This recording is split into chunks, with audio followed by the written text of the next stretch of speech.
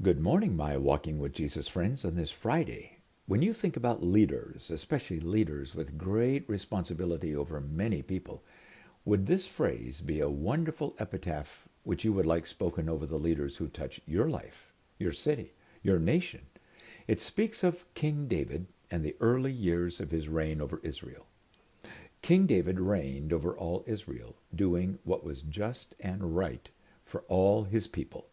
2 Samuel chapter 8 verse 15. Wow, what an honorable leadership statement. How does that happen, my friends?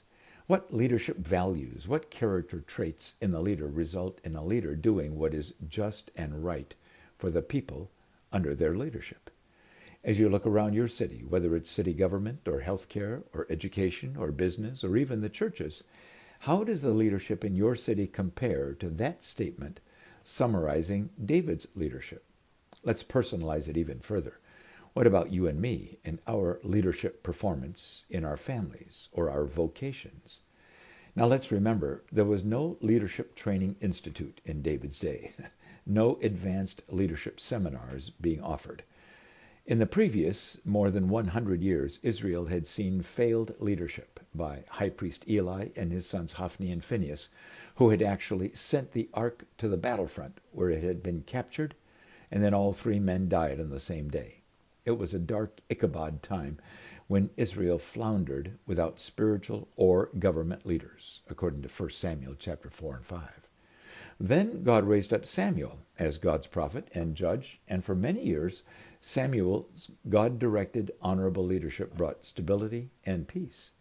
But the tribal elders rejected Samuel in his old age, and they demanded a king, so they could be like other nations, remember?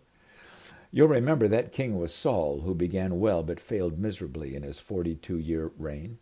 David had grown up as a simple shepherd, working for his father Jesse, tending sheep and goats out in the open fields. Of course, we remember shepherd boy David's remarkable feat of killing giant Philistine Goliath with a single stone and his slingshot. After that, Saul recruited David, and David became a soldier and leader of soldiers. So, where did David gain his God-honoring character and his leadership skills?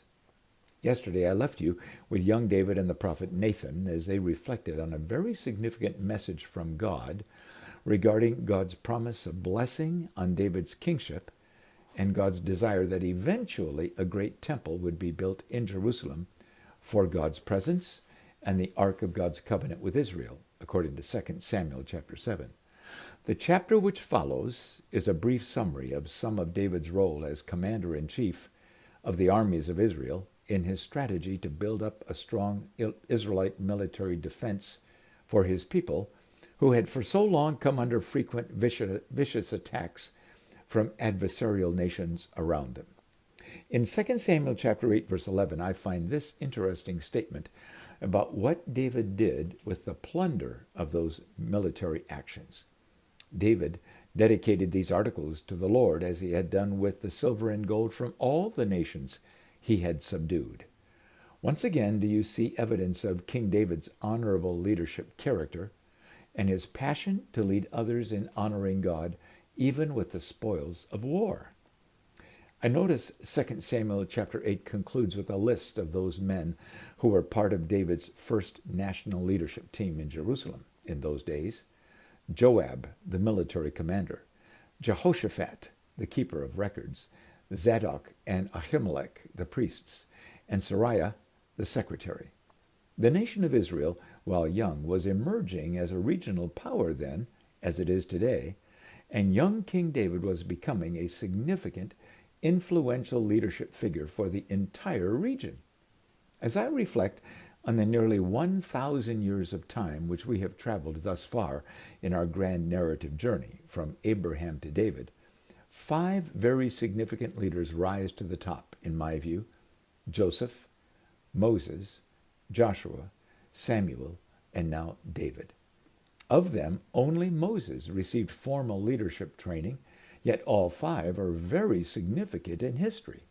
The common denominator for all of them is their unwavering commitment to honoring God with their character and their full submission to God's guidance for their lives and their leadership.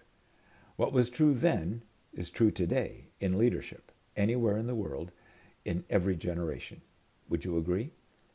While the books of 2 Samuel and 1 Chronicles often mirror each other in telling the story of Israel in those days, 2 Samuel chapter 9 and David's remarkable kindness to Mephibosheth, the crippled son of Jonathan, does not appear in 1 Chronicles.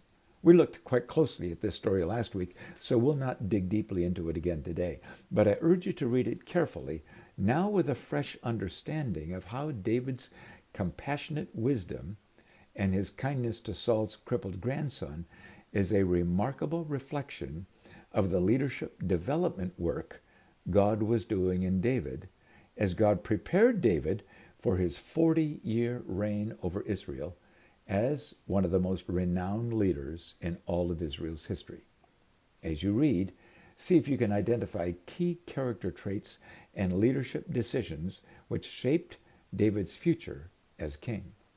And finally, as we read 2 Samuel 8 and 9 today, let's use these chapters as a mirror, asking God to help us see how our character, wisdom, God-reliance, influence, and decision-making are either nurturing or eroding our usefulness in God's hands as he seeks to accomplish his purposes in our day wherever we live in our world.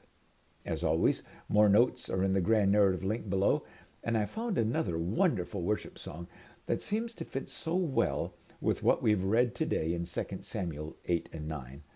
And I look forward to meeting with you here again on Monday, my friends.